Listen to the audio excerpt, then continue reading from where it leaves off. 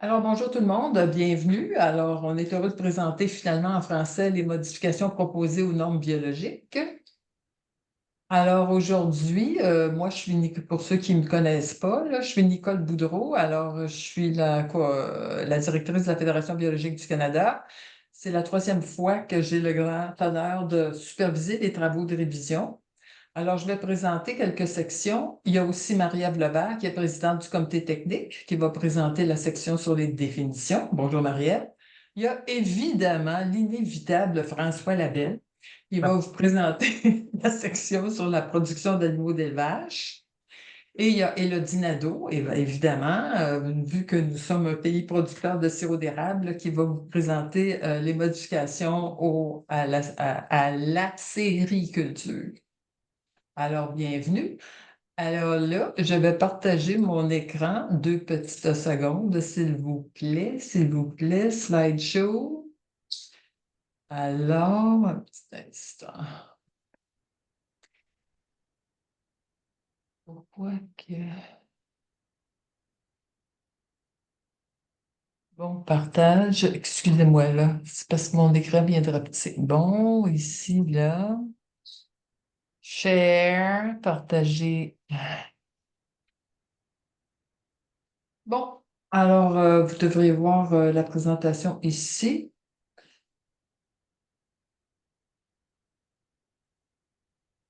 Voilà.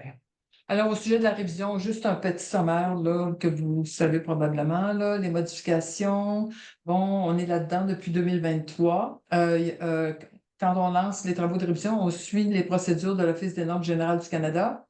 Alors, on a lancé un appel de proposition à l'été 2023. On a reçu plus de 300 demandes de modification. Évidemment, il a fallu créer des groupes de travail et groupes d'études qui ont tenu un total de 175 réunions de 2 heures pour préparer et soumettre des recommandations à propos des modifications proposées. Et le comité technique sur l'agriculture a tenu 4 réunions, dont une réunion en présentiel de 2 jours à Gatineau. Oups, et là, c'est juste pour votre bonheur, voyez-vous, là, alors en production végétale, les principes, ils se sont réunis 23 fois. Alors, production végétale, substances permises, c'est un autre groupe qui a tenu 22 rencontres. À niveau d'élevage, 23 rencontres. En tout cas, alors vous voyez la quantité phénoménale de rencontres qu'on a eues. Et là, on s'est amusé à compter le nombre total d'heures dépensées, 3 400 heures quand on dépensé en réunion, quand on inclut tous les membres des groupes de travail. Alors, c'est de la job. Alors là, évidemment, on est en consultation publique, alors c'est pour ça qu'aujourd'hui, on présente les modifications proposées. Et puis, sur le site web de la Fédération en français, vous avez accès à tous les documents que vous pouvez télécharger. Ici, à la version de l'Office des normes générales du Canada, c'est vraiment une version, là, boum, sans suivi de modification. Alors, il faut un petit peu deviner où sont les modifications, je dirais. Vous avez aussi les formulaires pour soumettre vos commentaires. Vous devez absolument utiliser ce formulaire-là. Et pour cette révision-ci, la Fédération, avec l'aide des présidents des groupes de travail, évidemment, et puis de tout le personnel, on a préparé un document qui présente en détail, avec suivi de changement, les modifications avec une justification. Alors, c'est tout nouveau, là. Alors, si vous naviguez dans ce document-là, il y a le document pour les principes, puis le second document pour les listes des substances permises. On aide vraiment que ça va aider tout le monde, surtout les exploitants, à comprendre les modifications proposées. Et là, ben, si vous ne l'avez pas déjà téléchargé, c'est le formulaire de commentaires. Alors, c'est un peu aride, mais coudonc. Alors, vous mettez vos initiales, la clause que vous souhaitez, la clause au sujet qui est sujette à votre commentaire. Il y a le type de commentaire ici, le général, technique, éditorial. Bon, ça fait général. Technique, c'est quand vous apportez une information que peut-être que vous considérez que le groupe de travail aurait oublié, négligé de considérer. Éditorial, c'est quand vous pensez que c'est mal écrit, que c'est pas clair et que vous suggérez de reformuler. Alors, le changement proposé, vous le soulignez ici, puis votre commentaire est là. Alors, il y a un formulaire pour 310, les principes généraux, puis un formulaire pour 311. Évidemment, c'est à peu près pareil, sauf que c'est un tableau. Oh, c'est mal traduit, un tableau au lieu des clauses normales. Alors, on va commencer avec les termes et définitions. Veuillez noter, Maria va vous présenter quelques modifications aux définitions. Enfin, dans la version française, les définitions sont par ordre alphabétique. Alors là, avant, les définitions étaient dans l'ordre alphabétique anglais. Alors, c'était vraiment difficile à consulter. Alors, on a gagné un point, là. Quand vous allez consulter les définitions, ça va être par ordre alphabétique. Note en français. Bon, alors, Marie-Ève? Oui, merci Nicole. Donc aujourd'hui, moi, je vais vous présenter quelques définitions qui ont été modifiées dans la section 3, ainsi que des nouvelles définitions qui ont été ajoutées. On va commencer par la définition modifiée du terme agricole. Elle a été transformée, comme vous pouvez le constater, pour ingrédients agricoles et produits agricoles. Donc, cette définition-là a été modifiée et a été étoffée pour permettre d'identifier le moment où un produit ou un ingrédient perd son statut agricole. En particulier, c'est fortement transformé. Donc, ce changement-là vise à empêcher l'utilisation abusive là, de la clause commercialement disponible qui, à la base, était destinée aux véritables produits agricoles et non aux ingrédients hautement transformés. Bref, avec cette nouvelle définition-là, si un ingrédient est trop transformé, il ne peut plus bénéficier de l'exemption. Donc ça, c'est pour la définition d'agricole. On va maintenant examiner la définition de dérivé. Encore une fois, la définition que je vous présente a été modifiée. Elle a été étoffée. Donc maintenant, on ne dit plus juste dérivé, on dit dérivé de sources biologiques et minérales. Les changements apportés à cette définition-là ont pour but de réduire la confusion. Beaucoup d'opérateurs pensaient que le terme dérivé dans ce contexte-là là, signifiait plus quelque chose qui était dérivé de, ce qui n'était pas vraiment le cas. Puis elle précise la définition qu'on couvre les produits qui sont traités physiquement sans transformation chimique de la substance d'origine. Puis maintenant, la définition fait référence, renvoie également le lecteur là, à l'annexe B, qui est l'arbre de décision pour l'évaluation des substances permises. Donc, c'est vraiment pour aider les opérateurs à comprendre qu'est-ce qu'on voulait dire par dérivé. Une autre modification qui a été modifiée, celle-là, elle a été scindée en deux. On en a ajouté une. Au lieu de simplement avoir une définition de radiation, il existe désormais deux définitions distinctes. Donc, radiation ionisante, qui est évidemment toujours interdite, et la radiation non ionisante. Puis ces deux nouvelles définitions-là incluent maintenant le seuil de longueur d'onde où le rayonnement ionisant commence, ce qui n'était pas le cas avant. Et ce qu'on a fait aussi, c'est les normes reconnaissent désormais que les techniques non ionisantes, donc tels que juste la plupart des traitements ultraviolets là, peuvent maintenant être utilisés. C'est clairement stipulé dans la norme, qui peut être utilisé pour la lutte contre les ravageurs et les pathogènes sur les cultures. Puis au niveau de la transformation alimentaire, maintenant, les traitements UV peuvent être appliqués sur les surfaces en contact avec les denrées alimentaires. Et ça, c'est reflété dans la liste des substances permises dans le tableau 4.2 et le tableau 7.3. Donc voilà pour la mise à jour de la définition de la radiation.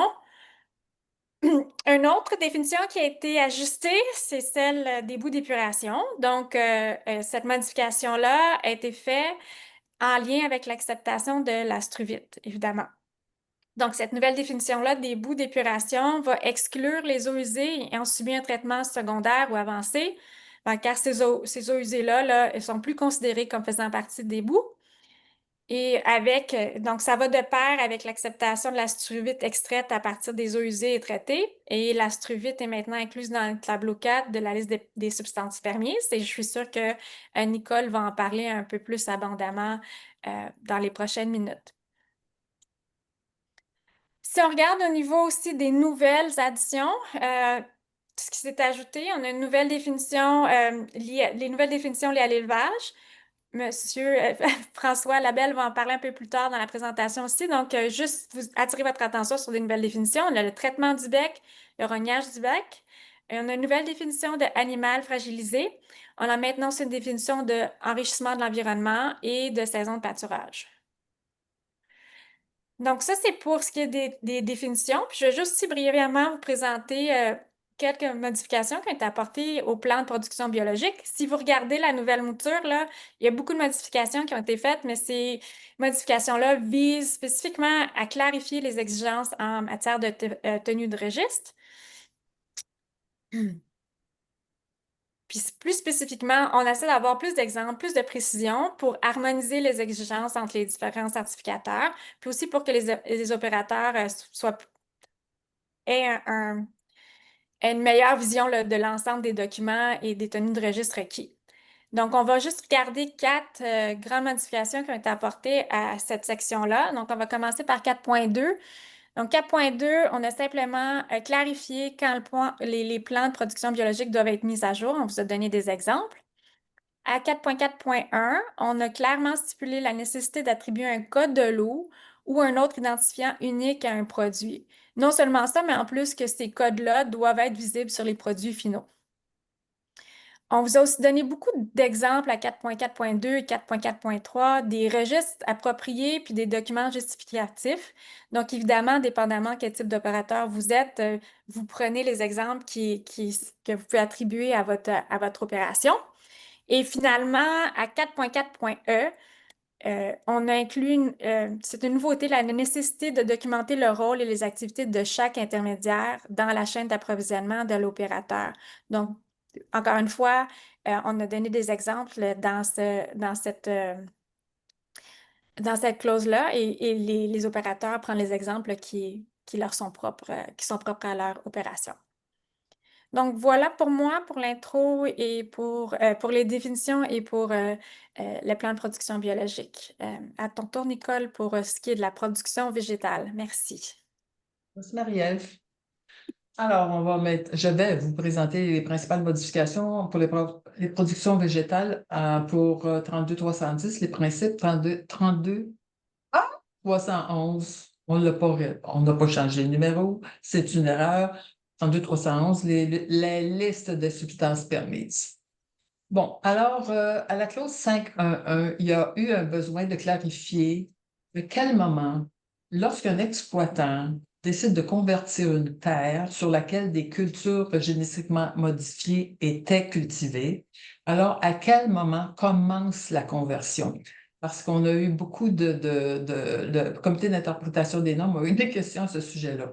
Alors finalement, la conversion de 36 mois va commencer au moment où la culture génétiquement modifiée est terminée, récoltée, labourée, non pas au moment où elle est semée. Alors là, ça fait un délai un peu plus important. Et puis aussi, même une fois que la culture sera terminée, génétique sera terminée, il faudra surveiller l'émergence de graines ou de croissance spontanée. À la clause 5.1.3, alors, il y a l'emphase sur la protection environnementale. Alors, pour protéger les forêts primaires, les forêts secondaires, les prairies indigènes, les zones humides permanentes et les tourbières. Alors là, s'il y a une intervention humaine qui va modifier ces zones protégées, ben, ce ne sont pas des zones protégées, mais ces zones naturelles originales, alors là, il n'y aura pas une certification possible de ces zones-là avant 5 ans après le début de l'intervention humaine. Alors, c'est vraiment pour protéger les milieux naturels.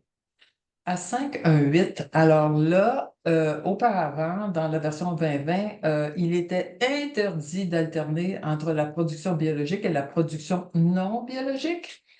Alors là, c'était un petit peu drastique. Alors là, le groupe de travail propose qu'en cas d'événement catastrophique, et si le certificateur, l'organisme de certification est avisé, bon, si tout est fait dans les règles de l'art, l'alternance sera autorisée, mais il y aurait une conversion de 5 ans plutôt que de 3 ans. Au niveau des facteurs environnementaux, évidemment, alors à chaque révision, on parle des poteaux. Alors là, on n'a pas fait exception.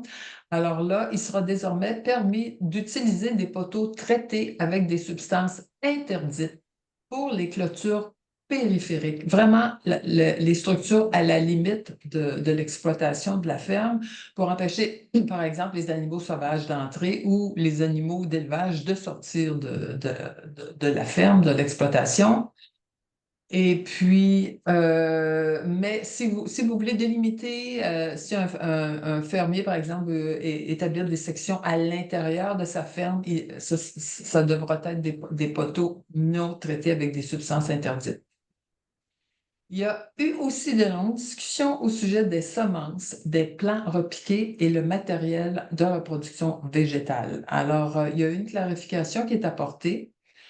Alors, premièrement, à 5.3.2, il est autorisé d'utiliser les semences produites dans les cultures tampons et les cultures de conversion à l'intérieur de la même exploitation. Alors, un fermier, un agriculteur ne peut pas aller chercher les semences d'une culture tampon de son voisin qui est aussi biologique. C'est vraiment à l'intérieur de la même exploitation.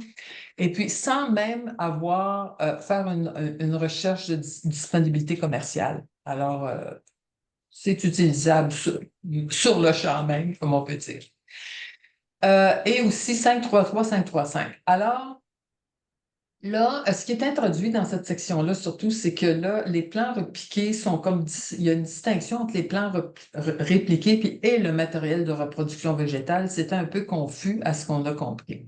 Donc, pour les cultures annuelles, évidemment, les semences et le matériel de reproduction non empotés, non en pot, doivent être biologiques ou non traités avec des substances interdites. Bon, puis il y a aussi l'aspect dont il faut vérifier la disponibilité sur le marché et tout, là, mais c'est la principale recommandation pour les annuels. Pour les vivaces, c'est là que la distinction entre le matériel de reproduction qui ne comprend pas de terre et les semis plants repiqués qui incluent de la terre. Donc, on parle de mottes de terre ou de racines enrobées de sol ou de petits pots ou de petits semis dans des petits pots. Alors, le matériel de reproduction non biologique à racines nues, qui n'est pas dans un pot, peut être utilisé, par exemple, pour produire des fraises biologiques à l'intérieur des 12 mois s'il n'a pas été traité avec des substances interdites.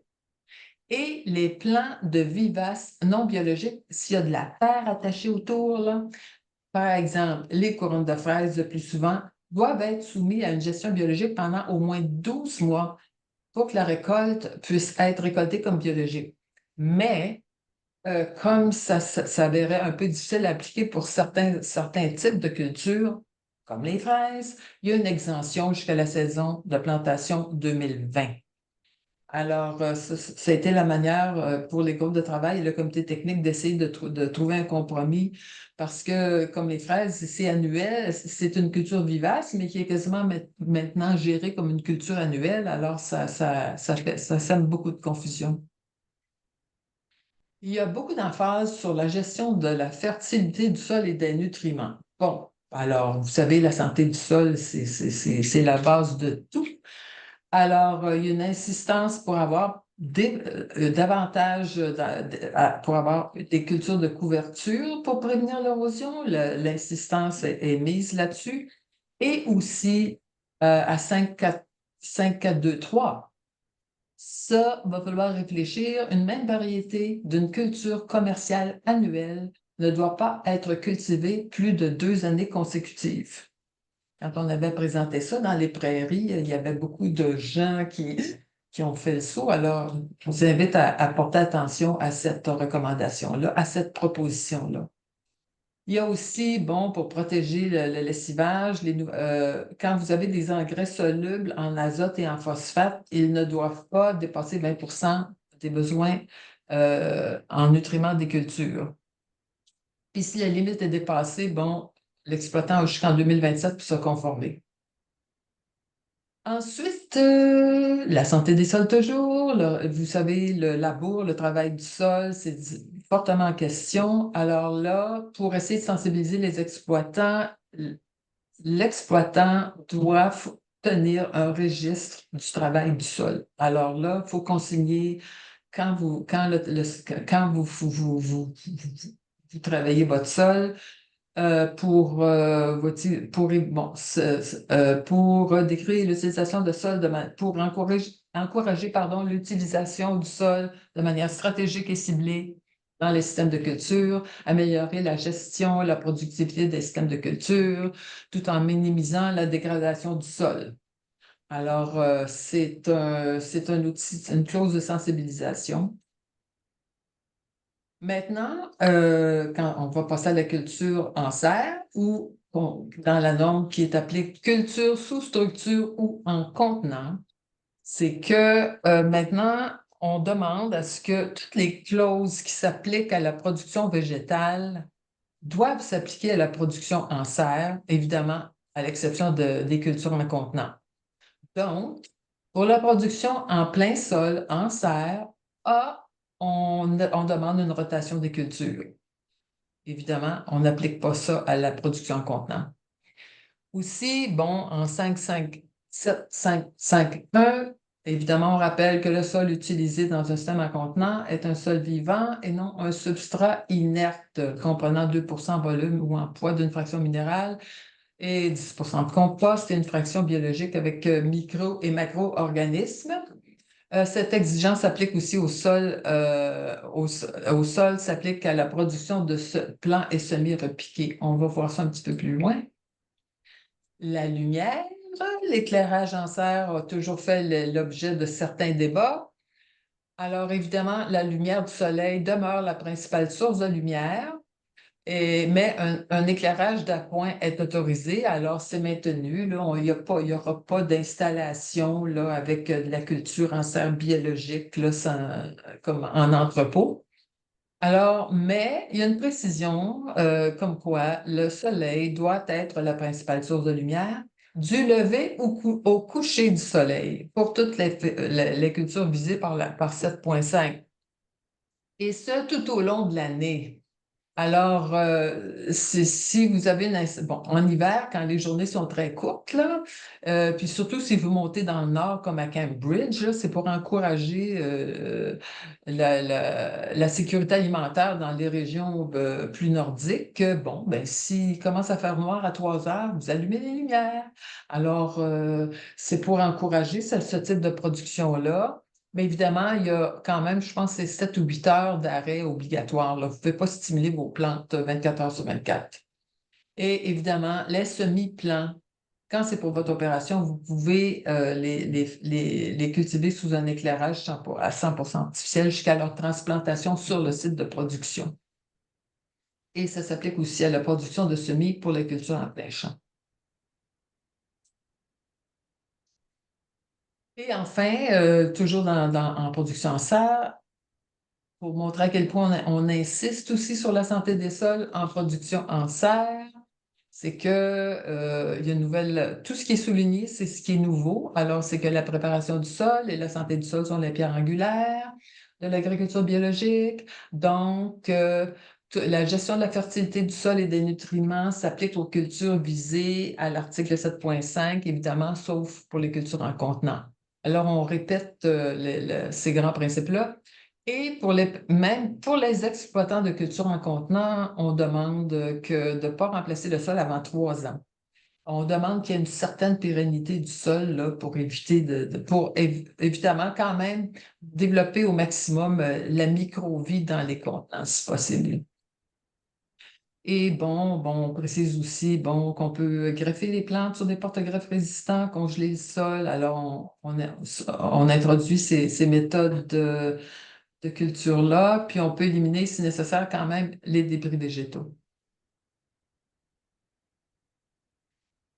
Est-ce qu'il y a des questions là par rapport à ça, avant que je passe aux listes des substances permises?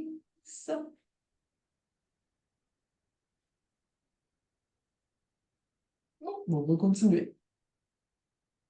Bon, alors, les listes de substances permises. Bon, les déjections animales traitées, ça s'appelle maintenant les déjections animales séchées. On ne le voit pas bien, là. Parce qu'on voulait rappeler que les déjections animales traitées, bon, les gens pensent que ça implique toutes sortes de traitements, puis vous savez, les traitements, on s'y perd. Alors, ça ne concerne que les traitements physiques simples, tels que la granulation du fumier entier. Et c'est aussi Il y a une clause qui dit que les extraits de fumier tels que l'hydroxyde d'ammonium ne sont pas considérés comme des déjections traitées, ni des déjections séchées. Ensuite, au niveau des extraits de plantes aquatiques, c'est modifié afin de fixer les limites pour l'azote et le phosphore totaux, ainsi que pour l'azote ammoniacal et nitrique, afin d'éviter la fraude. Parce qu'il y a certains extraits d'algues aussi approuvés disponibles sur le marché qui contiennent des teneurs en azote et en phosphore supérieures à celles que l'on pourrait trouver dans les algues.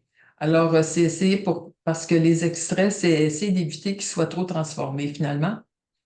Au niveau des contenants de plantation biodégradables, alors oui, c'est permis, mais il y a eu de longues discussions sur les paper pots. Vous savez, ce qu'on appelle les godets japonais. C'est les tout petits contenants là, qui contiennent des semis. Alors, il faut que toutes les substances qui composent le contenant, le paper pot biodégradable, soient répertoriées au tableau 4.2. Malheureusement, les adhésifs, les colles pour les paper pots ne sont pas listés. Alors, le NOP a été plus aventurier là-dedans. C'est permis sous le régime NOP, sous le régime biologique américain. Mais au Canada, il y a encore des hésitations. Les préparations biodynamiques, évidemment, bon, ben, il y a pas, c'est juste que là, quand on appelait biodynamique, il n'y avait pas vraiment une annotation qui accompagnait ça, mais là, maintenant, on fait référence à la norme Déméter.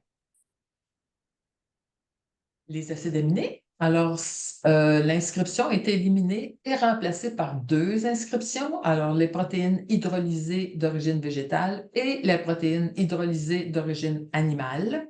Alors, c'est une réplique de la réglementation européenne biologique. Alors, l'origine végétale des protéines limite l'hydroxyproline, qui est un indicateur d'origine animale. Donc, cela vise à empêcher que des protéines animales ne soient présentées comme des protéines végétales. Il semble que ce soit une fraude courante. Ensuite, l'origine animale des protéines comprend la restriction ne s'applique pas à la partie comestible des cultures pour des raisons évidentes de biosécurité et de liberté religieuse. Et encore une fois, elle est soumise à une limite pour l'azote total et pour l'azote non protéique, aussi pour éviter des fraudes. Alors, et puis les acides aminés isolés, comme par exemple la glycine, la lysine et la méthionine, sont interdits pour amender le sol. Les micronutriments. Alors là, il n'y a plus la présence de micronutriments dans le tableau 4.4, mais une liste distincte pour chaque micronutriment. Alors, donc, c'était pour clarifier les choses finalement. Et le cobalt et le sélénium ont été ajoutés. Alors là, c'était pas clair avant, là, parce qu'il y avait juste micronutriments général, puis on listait quelques micronutriments sans nommer le cobalt et le sélénium, puis ça, c'était pas mal. C'était un petit peu casse-tête. Le chlore est supprimé car il existe de nombreuses sources de chlorure non synthétiques disponibles. Le fer, le manganèse, le zinc, bon, les sulfates, carbonate, chlorure, oxyde, oxysulfate, citrate, tartrate et chélates autorisés sont autorisés. C'est pas une répétition, là, parce que les chélates, on peut pas prendre n'importe quoi. Le cuivre, les sulfates, carbonate, chlorure, oxyde, oxysulfate, chélatés avec les acides du tableau 4.2. Le bore, types autorisés sont clarifiés. Le molybdène de sodium et trioxyde de molybdène, pardon, et les acides siliciques, y compris les sels de potassium et de sodium de l'acide silicique. Alors, l'autorisation est maintenue en tant qu'adjuvant. Et puis, bon, on précise les autres formes qui sont autorisées. Alors, comme d'autres formes bon, d'acide, bon, tel l'acide monosilicique, autorisé en tant qu'adjuvant de production agricole. Alors, finalement, la plupart des produits liquides à base de silicium devraient être autorisés.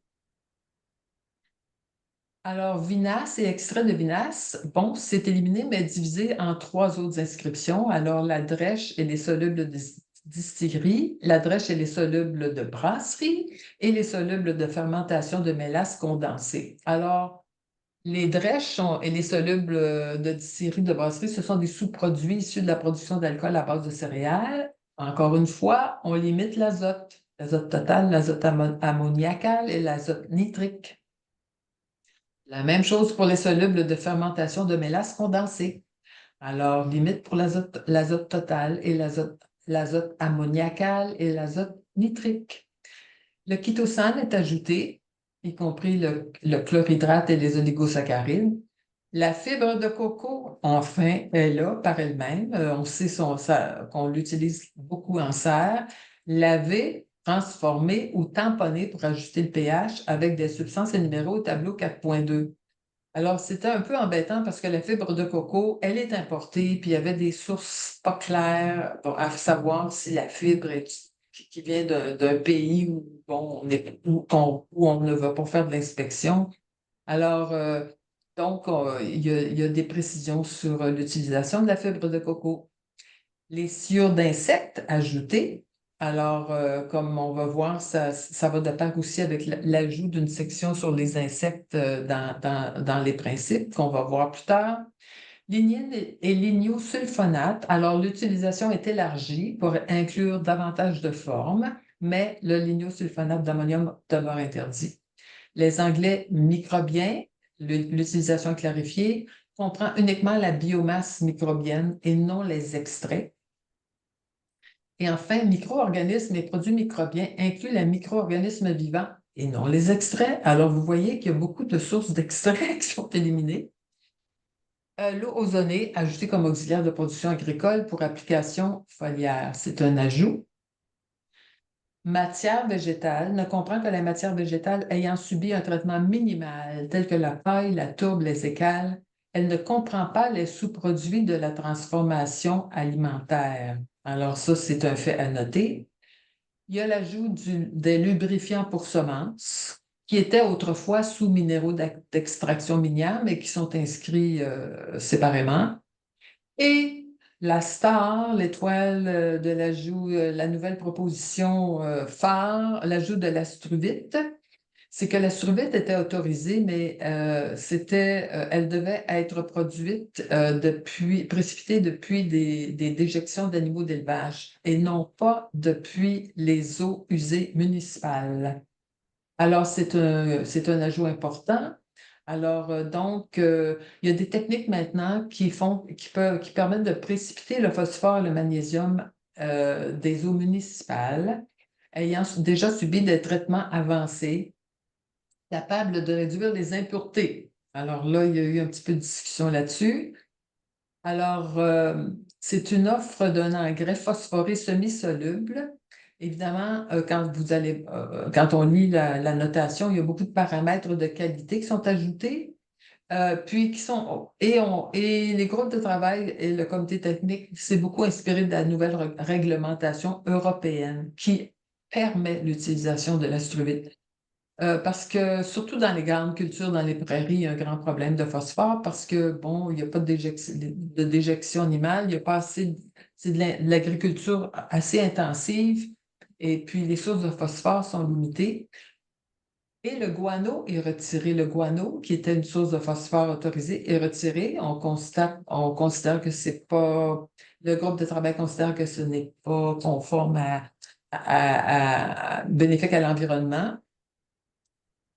Et la silice, le silica et les silicates sont désormais couverts sous minéraux d'extraction minière non transformés. Alors, comme j'ai dit, l'ajout de l'astruvite, je reviens un petit peu là-dessus, c'est précipité à partir de déchets liquides afin de récupérer le phosphore. Ça prévient la pollution des cours d'eau et ça remplace le phosphore minéral non renouvelable, le phosphore qui vient des mines finalement.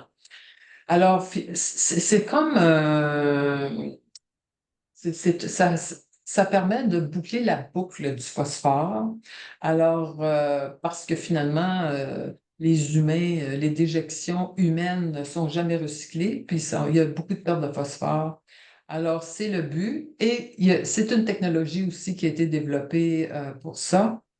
Et puis, comme on mentionné auparavant, bon, les bouts d'épuration, bien, la définition a été clarifiée.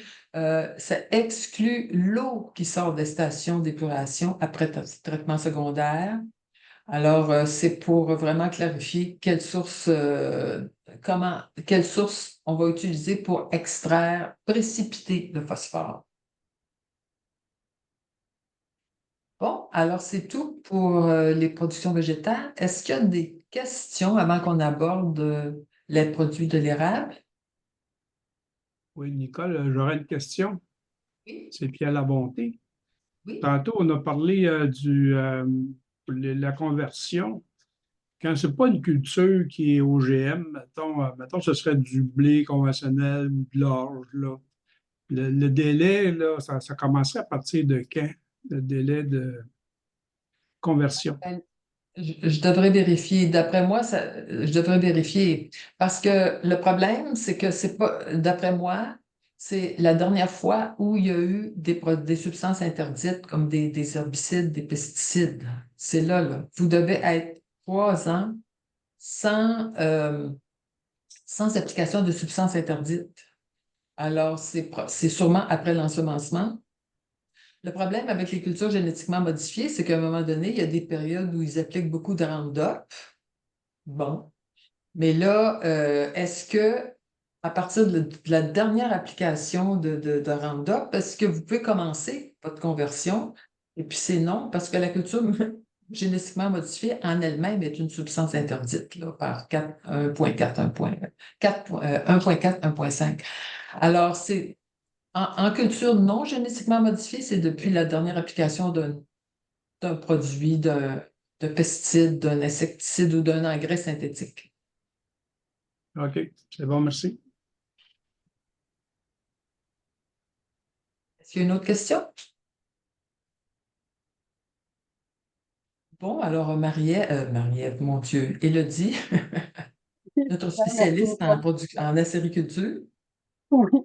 Donc, en acériculture, on a abordé les sujets de la diversité végétale, du diamètre de l'arbre et du nombre d'entailles, de l'utilisation des produits de nettoyage, de la définition des agents anti-mousse, des contenants d'entreposage en vrac réutilisables, donc plus communément appelés barils, et de la préparation de la sève d'érable. Au niveau de la diversité végétale, les espèces compagnes des érables entaillés représentent un pourcentage minimal de 20% de l'ensemble des arbres de l'érablière et doivent donc être favorisées si elles représentent moins de 20% de ce volume au lieu de 15%. Donc, préalablement, on visait un pourcentage de 15%. À présent, on vise un pourcentage de 20% au regard des études scientifiques qui ont été faites à ce sujet. Ça permet aux producteurs acéricoles de protéger leurs exploitations tout en maintenant une biodiversité bénéfique pour l'écosystème forestier. Au niveau du diamètre de l'arbre et du nombre d'entailles, donc il y a un retrait de la troisième entaille dès 2025 et l'augmentation du diamètre de l'arbre. Donc, ce diamètre est mesuré à 1,3 m du sol, dans ce qu'on appelle la hauteur poitrine pour la première entaille. On passe de 8 à 9 pouces dès 2025 pour les nouvelles exploitations certifiées et pour tous en 2035. Ça a pour but d'offrir un équilibre optimal entre rendement et préservation. Au niveau de l'utilisation des produits de nettoyage, pour les osmoseurs et les membranes durant l'entreposage, il y a l'ajout de l'acide citrique. Pour le système de collecte de la tubulure et les réservoirs d'eau d'érable, on retire l'hypochlorite de sodium durant le temps des sucres. Les osmoseurs et les membranes, durant la saison de production, il y a ajout de l'acide citrique, l'acide acétique, l'acide peracétique et le peroxyde d'hydrogène. Tout ça répond à une évolution des équipements en acériculture, une évolution de la réglementation aussi sur les marchés d'exportation. Donc, on a mis à jour la liste des produits autorisés ou interdits. Au niveau des agents anti-mousse, il y a un allègement des exigences spécifiques à la sériculture puisqu'elles sont déjà couvertes par la norme. Donc, ce qui pourrait permettre, au niveau de la sériculture biologique, d'avoir d'autres types d'anti-mousse que l'huile végétale qui est majoritairement utilisée. Au niveau des contenants d'entreposage en vrac réutilisables, on a ajouté cette section afin de combler la lacune concernant le lavage des contenants réutilisables, parce qu'actuellement, il n'y avait aucune spécification à ce sujet, ce qui pouvait entraîner des non-conformités chez les producteurs, alors que la méthode ne contrevenait pas à des produits. Le lavage des barils n'était pas fait avec un produit interdit, mais ce n'était pas couvert. Donc, on a corrigé cette lacune. Au niveau de la préparation de la sève d'érable, la production de sirop d'érable se modernise avec la création de centres de bouillage centralisés. Ces installations permettent de transformer la sève d'érable de plusieurs producteurs en un même lieu.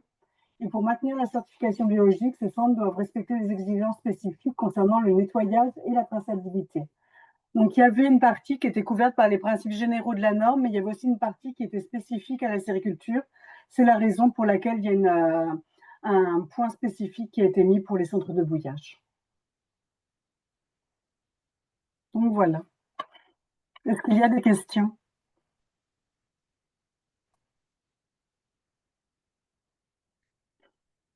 Merci.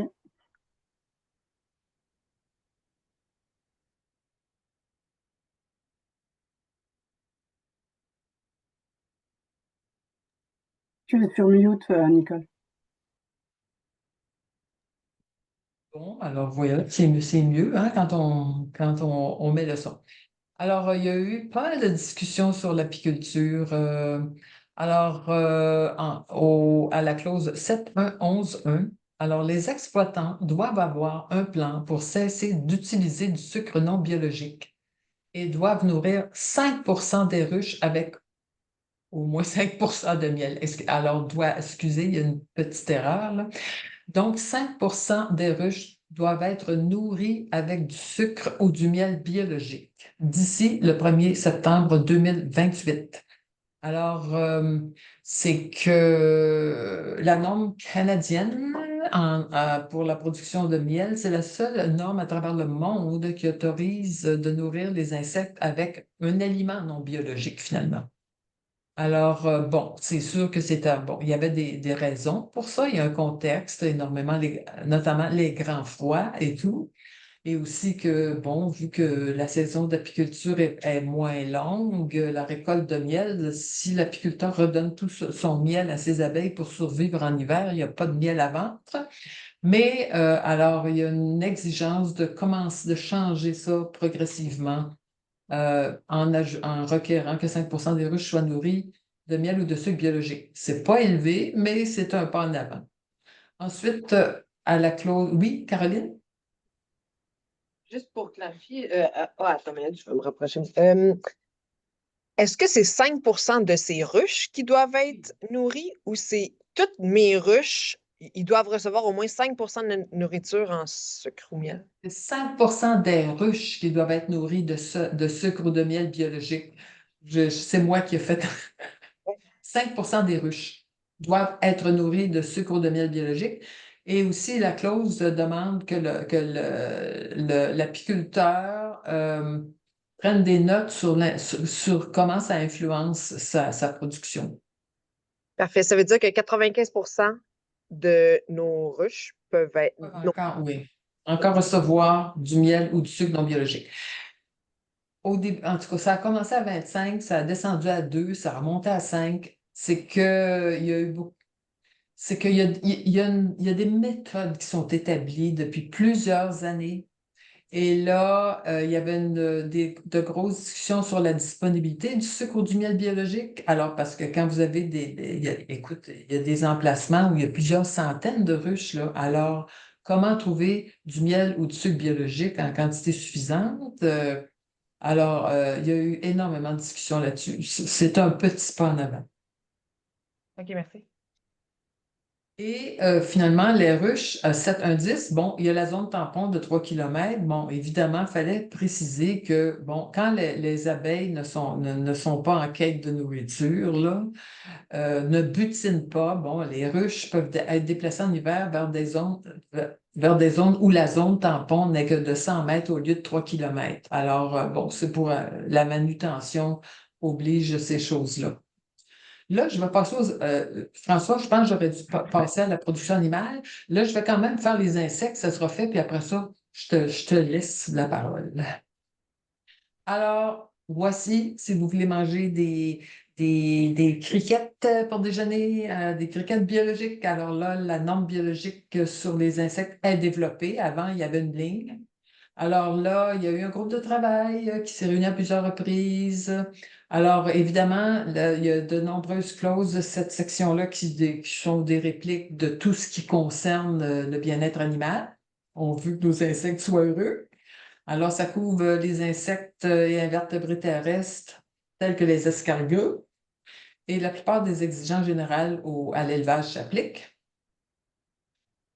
Comme par exemple, les modifications physiques des invertébrés vivants, telles que la coupe des ailes ou l'ablation des pattes, sont interdites. La méthode d'abattage doit garantir une mort rapide et minimiser la souffrance des invertébrés. Ensuite, il y a des exigences relatives aux conditions de vie qui sont similaires, mais l'accès à l'extérieur n'est pas obligatoire. Alors, on comprend pourquoi, là, si on laisse nos criquettes s'évader, on peut avoir de la misère à les rattraper. Alors, c'est une section qui est assez simple, mais qui a besoin, il y a des immenses installations maintenant. Il y a une spécialiste en Ontario qui est venue nous présenter comment ils cultivent cultiver des insectes. Ils élèvent des insectes et puis c'est beaucoup en développement, notamment pour nourrir l'élevage. Alors, s'il n'y a pas de questions, on va passer aux animaux d'élevage avec François. Oui, François, alors stop sharing.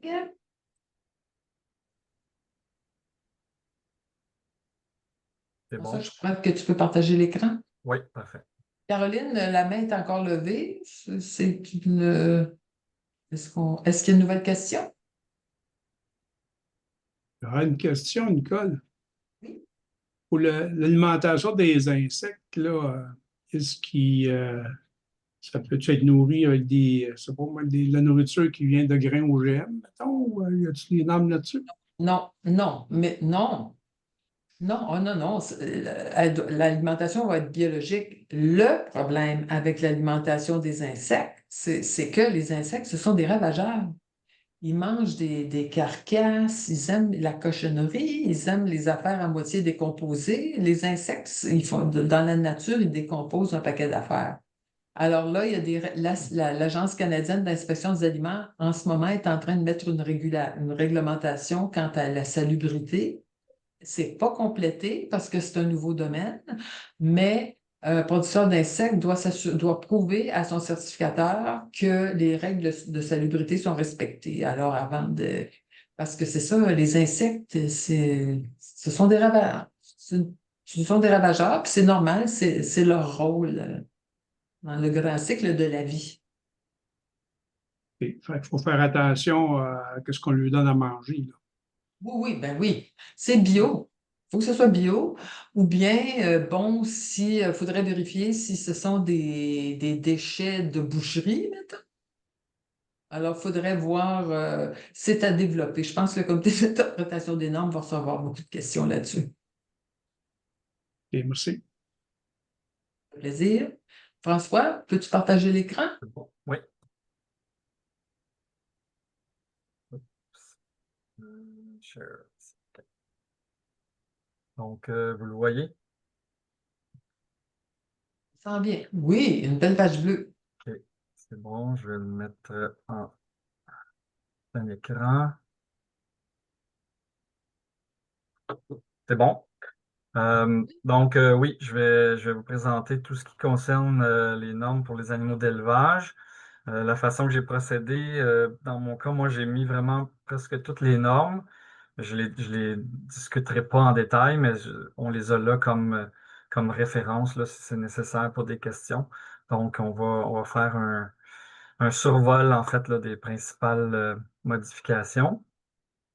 Ça va, en fait, vous avez les principales sections ici, là, donc définition, pâturage, alimentation, soins de santé, conditions d'élevage. Là aussi, c'est les principales sections qui ont eu des modifications. Donc, en ce qui concerne les définitions, on en a parlé un peu plus tôt, donc on a amené une définition vraiment pour distinguer traitement du bec versus rognage du bec. Donc, pour la volaille, en fait, traitement du bec, c'est vraiment un traitement à l'infrarouge. Le rognage du bec, c'est vraiment, on utilise une lame chauffante, là, c'est vraiment le bec qui est coupé avec une lame directement. Un animal fragilisé, c'est vraiment donc un animal qui a qui a des faiblesses, disons, puis qui a de la difficulté normalement, qui ne peut pas être transporté ou qu'il faut évaluer comme il faut avant d'être transporté. Les bourgeonnages, ben, ça fait vraiment référence ça s'applique vraiment pour les bovins laitiers, les chèvres qui ont des cornes normalement si on les brûle pas. Donc, c'est pour faire référence, pour différencier les bourgeonnages de l'écornage, qui là, on parle vraiment de couper la corne, tandis que les bourgeonnages, c'est vraiment brûler le bourgeon avant que ça pousse, en fait. Ensuite, l'enrichissement de l'environnement. Donc, on a défini un peu mieux qu'est-ce que c'est.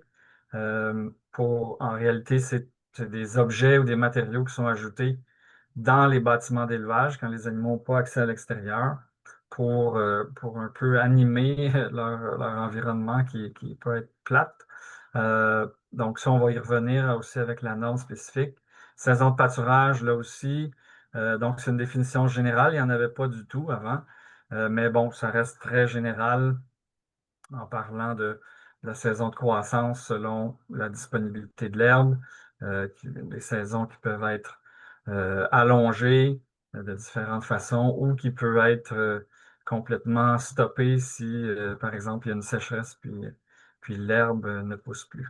Donc, c'est ce qu'on définit un peu plus clairement. Donc, dans les normes directement, pour le pâturage, spécifiquement, il y a eu des changements. Donc, entre autres, de spécifier que quand on calcule la quantité d'herbe dans une ration, on le fait vraiment sur une base journalière. C'est ce qui a été ajouté. Donc, les parties soulignées, là, c'est vraiment le nouveau texte.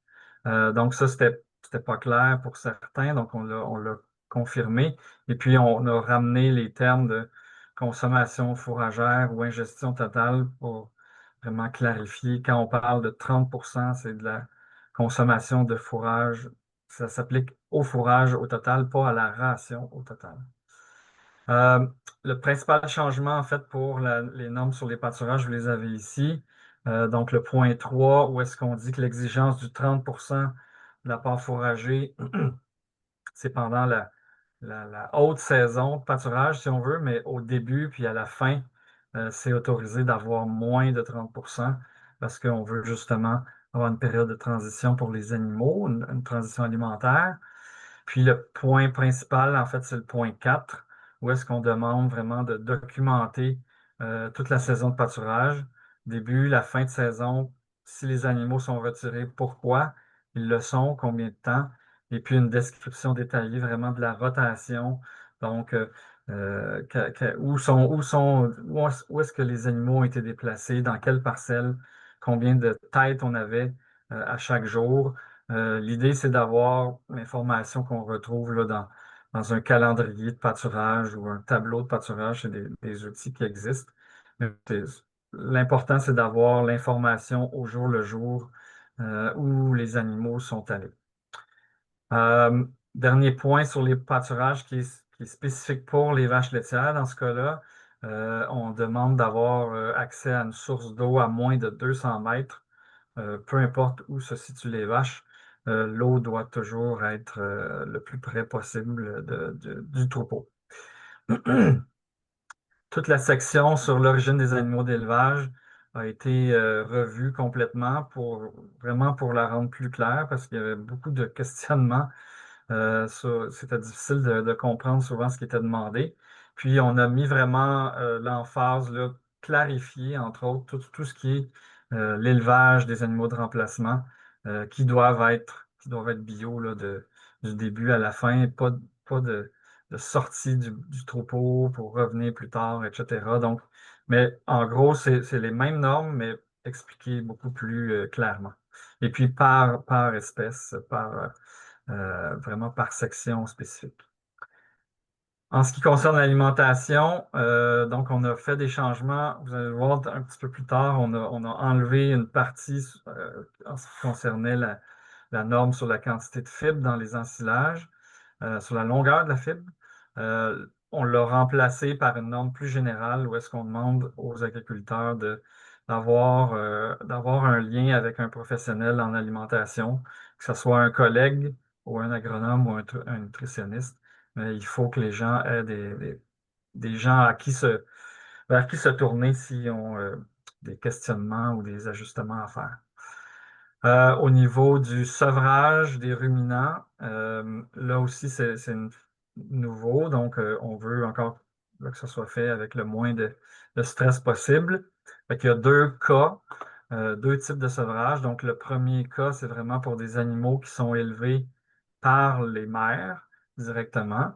Donc, dans ce temps-là, on doit se servir là, de différents systèmes pour séparer les animaux graduellement de l'accès au lait, mais pas nécessairement séparer de la mère pour que le sevrage soit moins stressant. Le deuxième cas, c'est ce qui concerne des animaux qui sont élevés à la main, si on veut, donc avec des bouteilles de lait, par exemple. Dans ce cas-là, on doit diminuer les quantités de lait, puis ça doit se faire sur une période d'au moins 5 jours. Donc, c'est les deux types de méthodes là, pour sevrer les animaux avec le moins de stress. Donc, ça, c'est la norme, ce qui a été retiré, donc de la première partie là, de 644, qui demandait d'avoir 15 de la fibre qui était longue à 10 cm. Ça a été retiré. Ça a été remplacé, comme je le disais, par un lien avec un professionnel en alimentation. Pour cette partie-là ici, donc c'est en ce qui concerne l'alimentation des porcs et de la volaille spécifiquement, où est-ce qu'on demande d'avoir des matières végétales qui sont inclus dans l'alimentation. Donc, en fait, on définit mieux c'est quoi. Donc, en réalité, c'est ce qu'on ne retrouve pas dans les légumineuses, les céréales, graines oléagineuses. Donc, c'est tout ce qui est autre que ça. Puis les sources acceptables, on les voit ici. Donc, pâturage, foin, paille, luzerne cubée, épis de maïs, légumes ou fruits ou autre chose, mais autre chose que ce qu'on retrouve normalement dans une ration à base de céréales, grains en général. Ici, l'utilisation exceptionnelle d'aliments, de fourrages non biologiques. Donc, c'est vraiment 648, c'est les événements catastrophiques. Donc, on a précisé dans ce cas-là que si on doit utiliser des fourrages, par exemple, ou des concentrés qui sont non bio parce qu'on a eu une catastrophe, ben, ça ne doit pas affecter le statut biologique du lait ou de la viande de ces animaux-là. Manipulation des animaux, qui est une autre section rapide.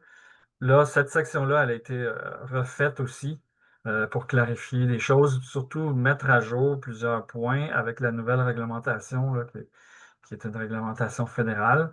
Le principal changement qui a été fait, c'est vraiment sur l'utilisation qu'est-ce qu'on appelle des aiguillons électriques, donc qui en général est interdite, mais là, on a permis des cas un peu de dernier recours là, où ça peut être utilisé. Donc, comme on le dit, c'est vraiment une exception.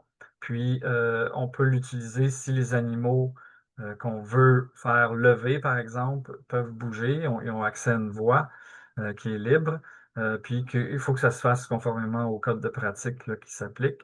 Si on utilise l'aiguillon électrique, 658, ben, ça doit être documenté et puis expliquer comment on peut éviter ça la prochaine fois si c'est possible. Pour les soins de santé, donc des nouveaux ajouts qui ont été faits, donc de tout ce qui est surveillance des états de chair, donc qui doit être fait, puis qui est vraiment ça doit être noté, documenté s'il y a des cas d'animaux qui sont trop maigres, par exemple, quelles actions on a pris pour corriger la situation. Et puis 661H, Là aussi, donc un lien professionnel qu'on exige, mais cette fois-là du côté santé animale, donc soit avec un vétérinaire, un pair expérimenté, donc un autre agriculteur ou un expert de centre provincial en santé animale. Donc, tout dépendant des situations où on est, c'est des choses qui sont acceptables. Euh, les altérations physiques. Toute cette section-là a été refaite au complet, principalement pour la mettre à jour avec la recherche la plus récente, puis aussi pour clarifier parce que c'était assez difficile de se retrouver. Donc, on a vraiment ramené les modifications physiques, on les a mis spécifiques à chacune des espèces. Donc, c'est beaucoup plus facile de s'y retrouver, là, comme vous allez voir.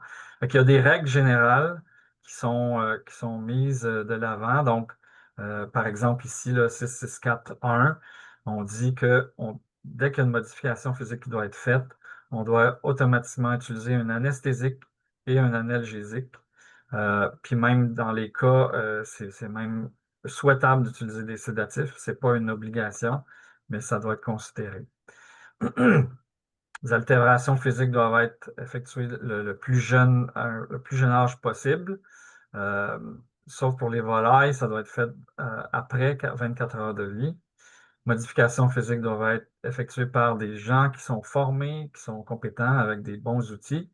Et puis le point 5, il y a quand même des modifications physiques qui sont interdites, comme on l'avait auparavant, mais des nouvelles, par exemple les bourgeonnages à la pâte caustique, castration des verras de réforme, stérilisation des bovins de boucherie, codectomie préventive des bovins.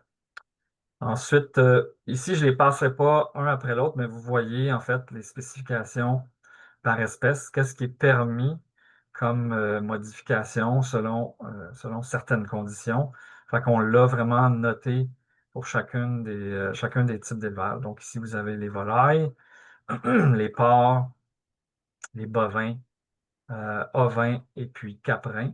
Donc, si vous avez des questions, là, on peut revenir en détail sur ces choses-là, mais c'est un peu trop long à lire. Puis tout ça, la note ici, c'est que dans le cas du bovin, et puis il me semble qu'il y avait une autre espèce. Non, c'est le bovin principalement, que la norme, que le code de pratique n'avait pas été mis à jour depuis un bout de temps. Fait que là, on dit que si une mise à jour qui se fait dans les prochains 5 ans, ben, on doit se référer au code de pratique parce que nous, on n'avait pas l'information pour être autant à jour qu'eux vont le faire. Au niveau des soins de santé, toujours des animaux qui doivent être retirés du troupeau, séparés, parce qu'ils sont malades ou pour X raisons. Donc, on doit le faire. Ce qu'on a ajouté vraiment comme précision, c'est que ça doit être fait le plus possible en gardant un contact avec les autres animaux du troupeau, ou en tout cas avec certains. Si c'est vraiment nécessaire de les séparer complètement, ça doit être fait pour une courte période et puis de les ramener avec au moins un autre animal du troupeau dès que possible. Ici, c'est le 6610, une précision qui a été faite. Donc, on dit la progéniture des animaux traités dans le dernier tiers de la gestation ne peut pas être biologique. Donc, ça, c'est en lien avec l'origine des animaux d'élevage, un point qu'on a précisé ici, qui était appliqué, mais qu'on a mis là, noir sur blanc. Conditions d'élevage encore, cette fois-là, ça veut dire on rentre dans les conditions d'élevage, donc c'est le 671F sur la qualité de l'air. Donc, ce qui a été modifié vraiment, c'est tout ce qui a rapport en fait au niveau d'ammoniac dans les bâtiments d'élevage. Donc, on a passé à une limite à 20 ppm avant de. Donc, la limite, auparavant, on attendait d'arriver à 25 ppm pour faire les choses. Là, on demande de mettre des mesures correctives en place à 20 ppm pour s'assurer qu'on ne dépasse pas 25 ppm dans le bâtiment, qui est un niveau vraiment trop, trop je dirais pas fatal pour les animaux, là, mais qui va avoir des conséquences négatives importantes. Puis bon, on doit suivre là, ce qui est dans les codes de pratique de chaque espèce, qui est spécifique à chaque espèce. Euh, Toujours, on continue dans les conditions d'élevage, ce qu'on a parlé au début, donc la définition sur l'enrichissement des lieux d'élevage. Donc, on décrit un peu mieux ce qu'on veut avoir. Donc, c'est d'avoir au moins une forme d'enrichissement de l'environnement qui est ajoutée dans le bâtiment. C'est toujours quand les animaux sont à l'intérieur. Et puis, ça doit s'ajouter en fait à ce qui est déjà demandé dans la norme. Donc, puis on a des exemples ici là, pour chacun des élevages, quel type d'objets ou d'installations là, peuvent être utilisés. C'est pas une liste complète, il peut y avoir d'autres choses, mais c'est les exemples qu'on retrouve en général. Ensuite, là aussi, on en avait parlé dans la partie végétale, donc tout ce qui est le bois, les poteaux de bois utilisés pour les clôtures.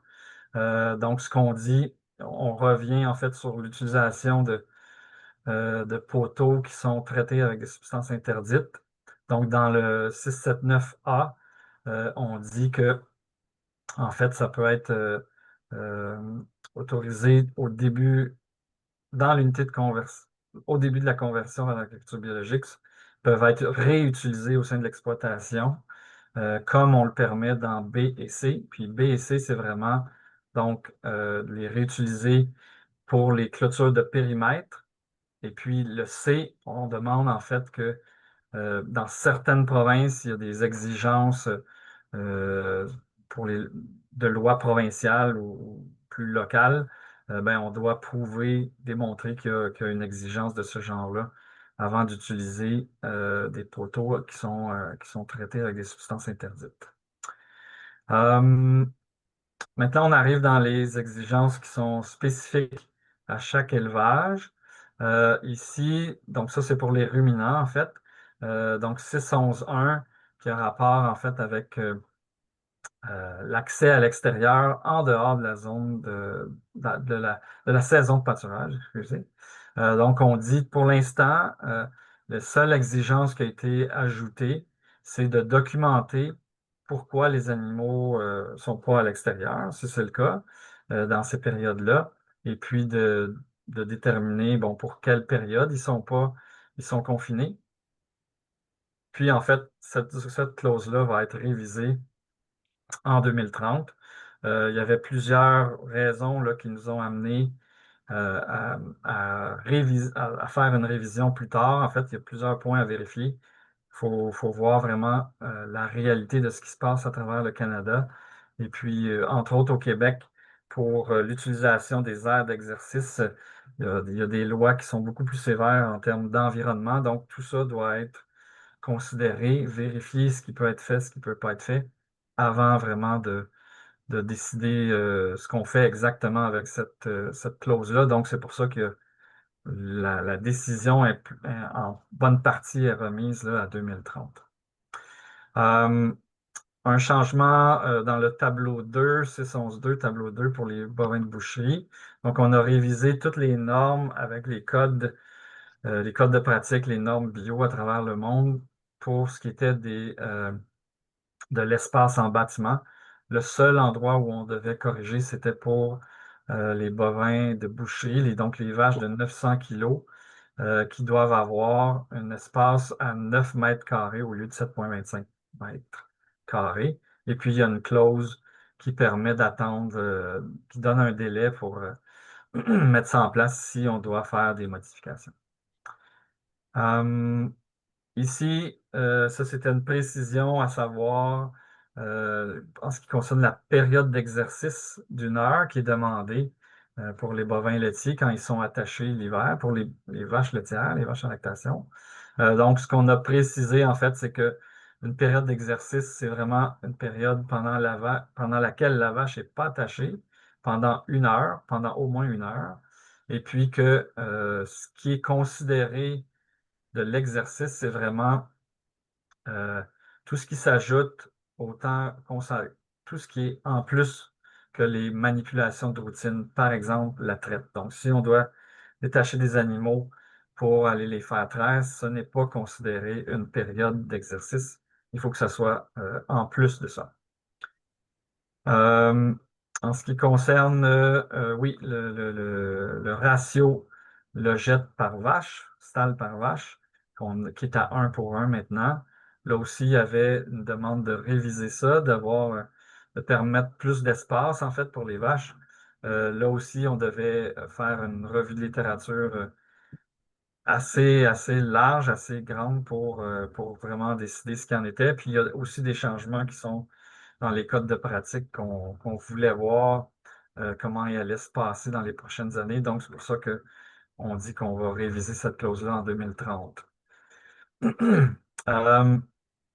Les veaux, donc dans les codes de pratique, il y a des changements qui sont demandés de ne plus avoir de veaux seuls, de génisses ou de veaux en bas âge, en bas de 3 mois. Donc, les veaux doivent être pairés, on dit d'ici décembre 2027. Puis, par contre, il y a des conditions où il y a des exceptions. Puis, vous les avez toutes ici, là, mais principalement, ce qu'on dit, c'est que des animaux qui sont, pour pairer des animaux ensemble, des veaux ensemble, il faut qu'ils soient du même poids, relativement de la même type d'alimentation, etc., ou qu'ils ne soient pas malades, bien sûr. Donc, si on a des choses de ce genre-là, ben, on peut avoir des exceptions pour les garder individuellement, mais en général, c'est ce qu'on vise à avoir. Pour les plus gros troupeaux, c'est quelque chose qui est plus faisable. Les plus petits troupeaux, ben, on a des génisses qui se retrouvent souvent en être seuls, des fois quelques-unes seulement par mois. Pour les volailles, spécifiquement, donc on a précisé ici, donc d'avoir terminé la période de conversion nécessaire et avoir obtenu le statut de certification biologique pour les aires extérieures, alors qu'avant, c'était seulement 36 mois sans substance interdite. Là, maintenant, il faut que la cour d'exercice ou l'aire extérieure soit vraiment certifiée avant que ça soit accepté. Ensuite, la nidification 6.13.4. Donc, on dit qu'on doit utiliser les mêmes normes que dans le code de pratique pour les volailles, pour les poules pondeuses. Et puis, en ce qui concerne les perchoirs, 6.13.5, on a la précision ici. Donc, à partir de 6 semaines, on doit fournir 10 cm de perchoir ou 100 cm² pour les plateformes, pour les systèmes à plateforme là, qui sont dans les volières, par exemple. Ici, c'est ça, il y avait une clause ici dans 6.13.6 pour les poulets à griller qui nous disait qu'on devait réviser tout l'accès à l'extérieur d'ici décembre 2025. On l'a remis à 2030 parce qu'en fait, il y avait plusieurs normes au niveau de la volaille qui n'étaient même pas complétées d'être mises en place pour faciliter l'accès à l'extérieur. Donc, on voulait attendre finalement de voir l'impact de ces normes-là avant d'aller plus loin. Et puis, l'autre raison, il ne faut pas se le cacher, c'est que c'est une revue de littérature scientifique assez importante à faire, donc il faut le prévoir et ça demande quand même beaucoup de temps avant de le faire. En ce qui concerne les densités maximales pour les aires intérieures et extérieures, on a changé certaines choses au tableau 5. Donc, vous allez voir, par exemple, qu'il y a des nouvelles catégories. On parle de poussins ou poulettes de 0 à 4 semaines et 5 à 8 semaines. C'est des nouvelles catégories avec des normes qui ont changé là, en termes d'oiseaux par mètre carré. On a aussi ajouté une ligne, une nouvelle norme pour les canards. Il n'y en avait pas du tout. Donc là aussi, c'est basé sur les normes européennes principalement. Puis, vous avez des notes en bas là aussi, donc en fait, qui dit que au niveau surtout pour les poulettes 0, 4 et 5 à 8 semaines, il y a des choses qui vont être précisées dans les codes de pratique. Donc là aussi, on doit se référer au code de pratique pour déterminer quelle est la densité la plus faible, soit celle de la norme que nous, on a indiquée ou celle du code de pratique quand la norme va être sortie, puis c'est celle-là qui devra être appliquée à ce moment-là. Exigence supplémentaire encore toujours dans les volailles. Donc là, c'était de préciser que les volailles qui sont élevées au pâturage pendant la saison de pâturage et ensuite dans le poulailler, ben pour le poulailler comme tel, on doit avoir quand même toutes les exigences en matière de logement qu'il y a dans la norme 6.13. Donc, même si le poulailler n'est pas utilisé l'été, on doit avoir, par exemple, des portes de sortie, cours d'exercice, etc. Parce que c'est toujours possible qu'on en ait besoin pour différentes raisons, en fait. Pour les ports, donc c'était de préciser ici que l'accès à l'extérieur doit être quotidien. C'était pas indiqué, donc il y avait une demande de préciser ça. Euh, Ensuite, pour tout ce qui a rapport euh, au, euh, aux enclos individuels, en fait, pour les truies. Donc, on a enlevé certaines, donc ici, certains points, là, 6.15.3, C et D, qui permettaient certaines choses et c'était pas très clair. Puis, on l'a changé, en fait, pour 6.15.4, qui détermine, qui indique vraiment clairement quel genre de confinement on peut faire subir aux truies. Donc, je vous le lis parce que il y a des points importants ici, là. Donc, on parle de que ce soit des cages de gestation ou de mise bas ou toute autre manière qui empêche l'animal de se retourner, c'est interdit, sauf pour des périodes de contention temporaires. Donc, c'est vraiment la différence. Avant, c'était complètement interdit. Maintenant, on le permet, mais pour des courtes durées. Donc, 4 heures maximum. Puis, les animaux doivent être supervisés. Ils ne peuvent pas être laissés seuls pendant ce temps-là. Puis ça, c'est vraiment pour permettre de traiter les porcelets, par exemple, ou de nettoyer les enclos. Donc, c'est vraiment des courtes durées. Puis on doit toujours surveiller les truies à ce moment-là. Ensuite, pour la mise bas, aussi, on a ajouté une norme pour fournir de la paille ou toute autre matière qui va leur permettre de construire leur nid. Donc, c'était pas spécifié, mais là, on l'a mis noir sur blanc. Ensuite, on parle d'une exception. Donc, exceptionnellement, ici, c'est oui, tout ce qui est sevrage. Donc, on a confirmé que si les animaux sont sevrés plus tôt, les porcelets sont sevrés plus tôt, on doit documenter ça. Et puis qu'on veut réexaminer vraiment d'ici décembre 2030 la façon, l'âge et la façon que les porcelets sont sevrés. Est-ce qu'il y a des bonnes différences, entre autres avec les normes européennes là-dessus? Donc, il va falloir avoir c'est ça, aller chercher toutes les informations à ce sujet-là. Euh, Ensuite, encore une fois, des espaces extérieurs, intérieurs qui ont été modifiés. Ce tableau-là, il s'applique vraiment seulement pour les animaux qui sont élevés en bâtiment. Puis vous l'avez ici, donc tous les changements qui ont été faits. Principalement, ce qu'on a ajouté, en fait, c'est la colonne ici, là, qui est superficie totale, qui manquait dans la version existante parce qu'on se retrouvait avec des superficies intérieures qui étaient plus petites, plus grandes, excusez, que les enclos extérieurs. Puis c'est ce bout-là qui n'était pas logique, mais en fait, c'est que les animaux doivent avoir accès aux deux. Donc, autant quand ils sont à l'extérieur, à l'intérieur et que c'est possible d'aller à l'extérieur, donc, les animaux doivent avoir ici, par exemple, 1 mètre carré total. Donc, on a ajouté la superficie totale auquel les animaux doivent avoir accès. Puis, on a spécifié des choses, là. Donc, pour des truies qui sont en enclos individuel, qu'est-ce qu'on a comme surface à respecter, etc. Donc, des précisions. Puis ici, dans les notes, ce qu'on a précisé, c'est que quand on a un enclos pour les truies et les porcelets, on doit avoir 20 de l'espace qui doit être prévu pour l'accès pour les porcelets seulement, qui doivent être protégés. Et puis, puis après ça, il y a des notes là, sur l'utilisation des enclos individuels. Ça se retrouve dans 6.15.3a. Bon, c'est ça, ça fait le tour pour moi. Si vous avez des questions, je suis disponible.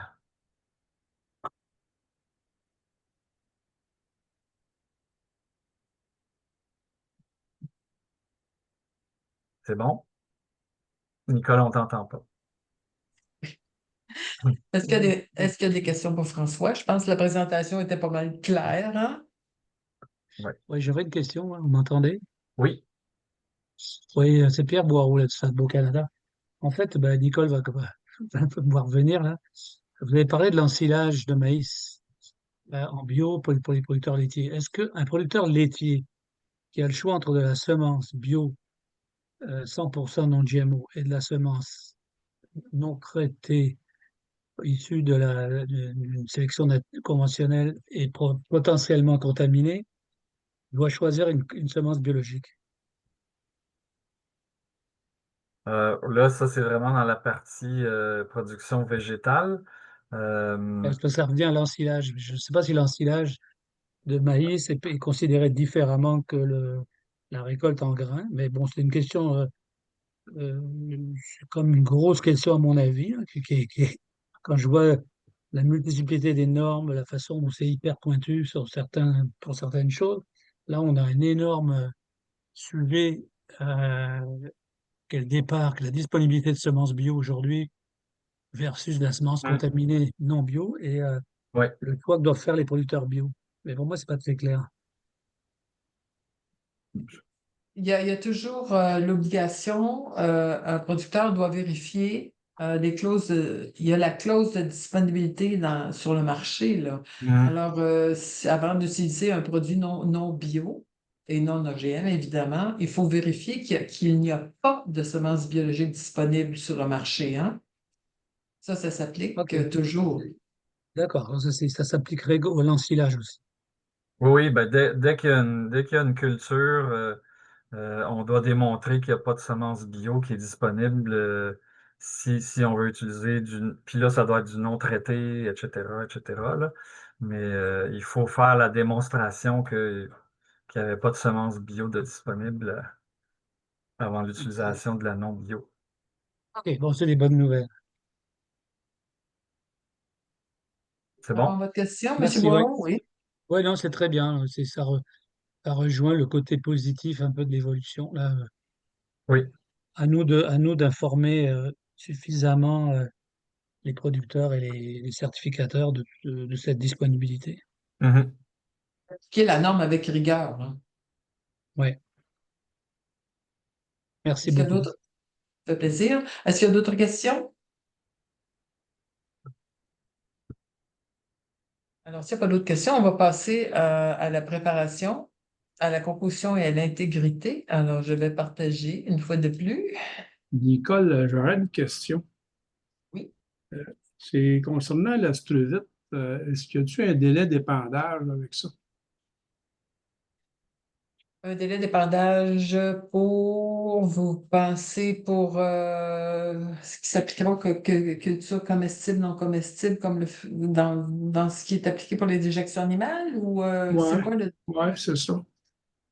Je crois que non, parce que l'astrouvite, là, c'est la méthode d'extraction, là, c'est une précipitation chimique, là. Il y a eu vous savez, la grappe scientifique biologique, là, on a eu un projet sur l'astrouvite de 2003, 2020, de 2018 à 2023. Puis là, en ce moment, on a un deuxième projet de recherche sur l'astrouvite au Manitoba. Et puis, c'est comme si vous aviez.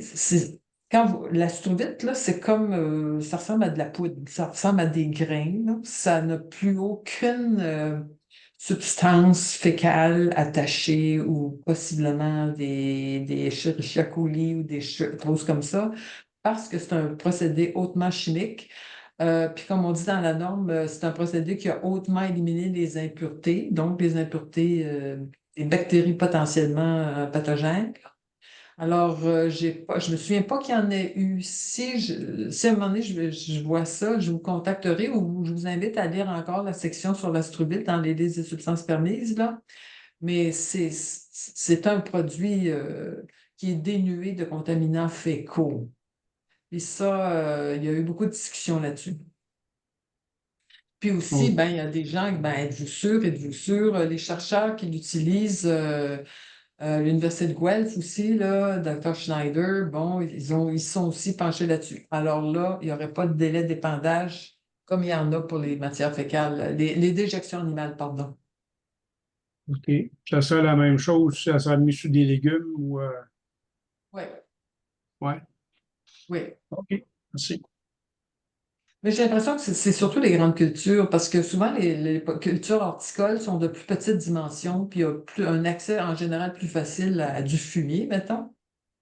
Mais dans les prairies, il n'y a pas d'accès à du fumier. Quand vous avez une terre de 25 000 acres, là, ça prendrait beaucoup, beaucoup d'animaux. Alors, on va passer au maintien de l'intégrité biologique. Alors, à la clause 8.1.2, alors, il est spécifié que pour les désinfectants à main, alors les colorants, les parfums synthétiques et les diluants à haute viscosité, pardon, tels les carbomères, ne sont pas autorisés. Bon, alors, on se lave les mains avec des produits assez simples. Et aussi, à la clause 8.1.5, quand une exploitation prépare des produits biologiques et non biologiques, alors en tout temps, à l'intérieur de l'installation, de l'exploitation, les ingrédients biologiques et non biologiques doivent être distinctement identifiés. Alors, que ce soit l'entreposage, le transport, avec toutes les manutentions qui s'opèrent à l'intérieur de l'entreprise. La lutte de gestion contre les organismes nuisibles, là, bon, avant, il y avait surtout les méthodes physiques et mécaniques, c'était assez sommaire, mais là, bon, on décrit, bon, que l'exploitant peut utiliser du ruban adhésif, des pièges, des plaques de colle et tout, ou des pièges à culture vivante, mais que les plaques de colle que vous voudriez utiliser pour les rongeurs, on ne peut s'en servir que lorsqu'il y a des infestations, parce qu'il y a un certain niveau potentiel de souffrance animale. Alors, plaque de colle pour les rongeurs seulement lors d'infestations. Et dans tous les cas, les méthodes utilisées, bon, les prises doivent être éliminées rapidement et sans cruauté. Alors là, il y a aussi dans le tableau 8.1 une liste de substances qu'on peut utiliser dans les appâts, mais on ajoute que s'il n'y a rien qui fonctionne et que vous devez avoir recours à de la fumigation ou de la nébulisation, ben là, il faut vraiment vous prouver que vous avez prévenu la contamination de vos produits. Et puis, bon, alors là, ça doit se faire dans des conteneurs impliquant alors, si l'évaluation de l'activité des rongeurs justifie l'utilisation d'appâts contenant des rodenticides, ces appâts doivent être enfermés dans des conteneurs inviolables, dans des lieux où il n'y a pas de risque de contamination des produits biologiques, des cultures ou des champs, et ne doivent pas être utilisés dans les zones de transformation ou de stockage des denrées. Alors, c'est toujours pour protéger l'intégrité. Maintenant, au niveau de la composition, la section du calcul du pourcentage d'ingrédients biologiques est vraiment simplifiée parce qu'avant, en particulier pour les produits liquides, il fallait déjà savoir si vous avez déjà un ingrédient liquide que vous intégrez à votre autre produit liquide, alors il fallait déjà tenir compte de l'eau, de la quantité de liquide dans un pré-ingrédient préparé par un transformateur avant vous. Alors ça, c'est éliminé. Ça facilite la vie de tout le monde et ça correspond aux méthodes de calcul qui est en vigueur en ce moment aux États-Unis. Alors, il n'y aura pas de désavantage pour personne, c'est simplifié. Ensuite, ben, pour les animaux d'élevage, alors, il y avait un peu de confusion. Il n'y a pas aucune nécessité de calculer le pourcentage biologique des aliments pour animaux, puisque 100% de l'aliment biologique lui-même, de l'aliment de l'animal, doit être biologique. 100% doit être biologique. Ce qui est ajouté aux aliments pour animaux, ce sont les suppléments alimentaires, les additifs. Eux, ces additifs et suppléments doivent être inscrits au tableau 5.2.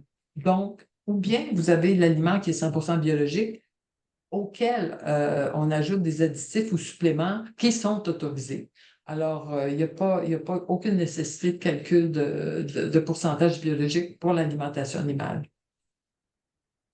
Ensuite, bon, les produits contenant 95% plus d'ingrédients biologiques, bon, ben là, dans le 5% non biologique, il y avait des restrictions, puis il n'y avait pas les ingrédients aquacoles inclus. Alors là, parce que, bon, il y a un déphasage entre la progression de la norme agricole puis de la norme en aquaculture, alors là, maintenant, les ingrédients aquacoles non biologiques peuvent être inclus dans le 5% qui est non biologique dans un produit contenant 95% ou plus d'ingrédients biologiques.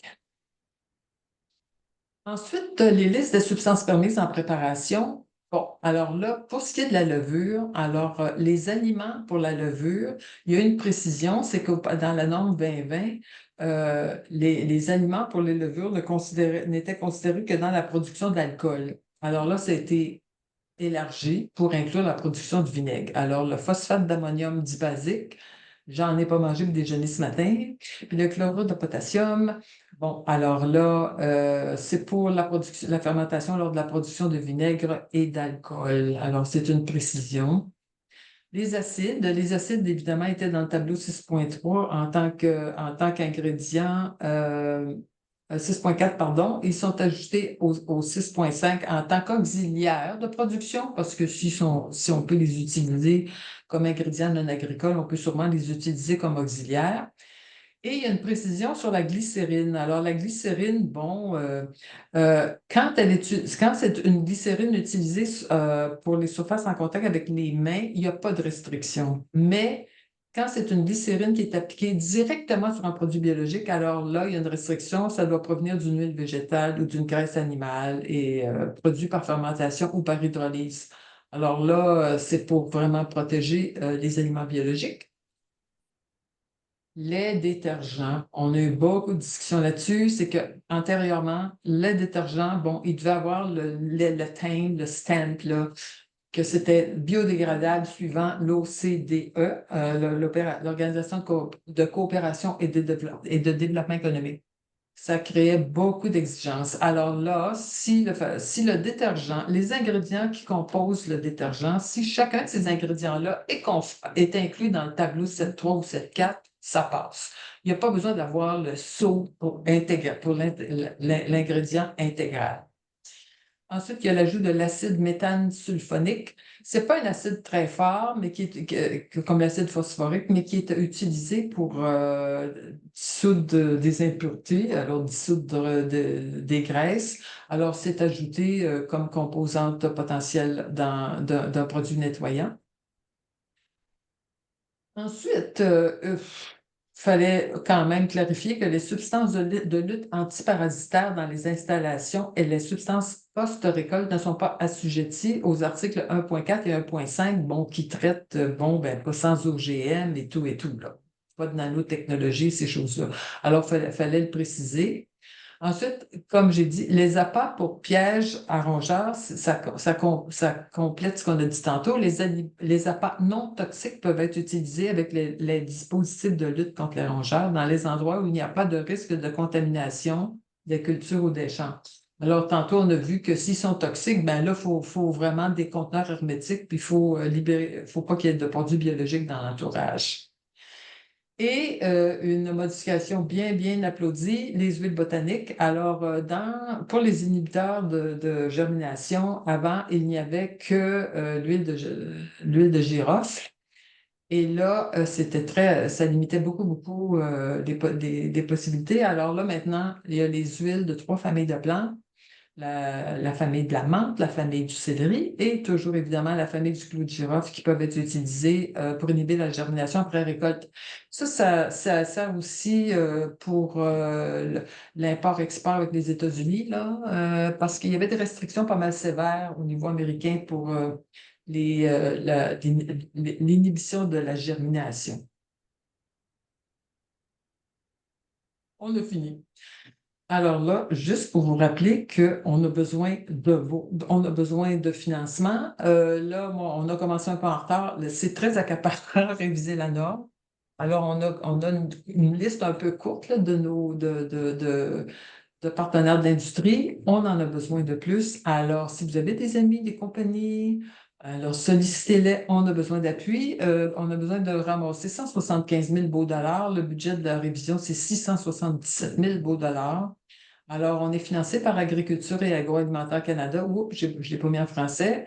75% quand même, mais il faut aller chercher 25%. Bon, alors voilà, j'ai terminé ma présentation. Est-ce qu'il y a des questions?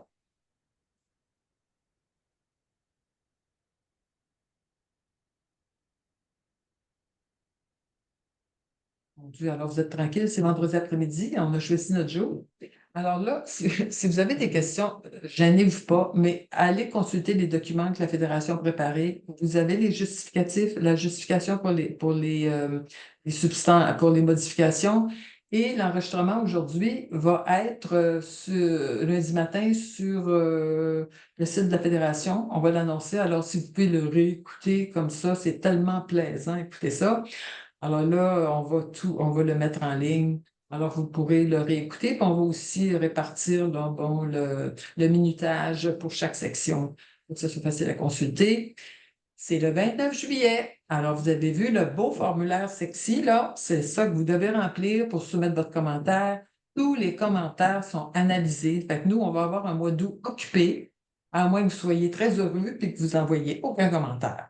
Mais à date, on a su qu'il y avait à peu près, il y a 2 semaines à peu près, il y avait 70 commentaires émis par l'industrie.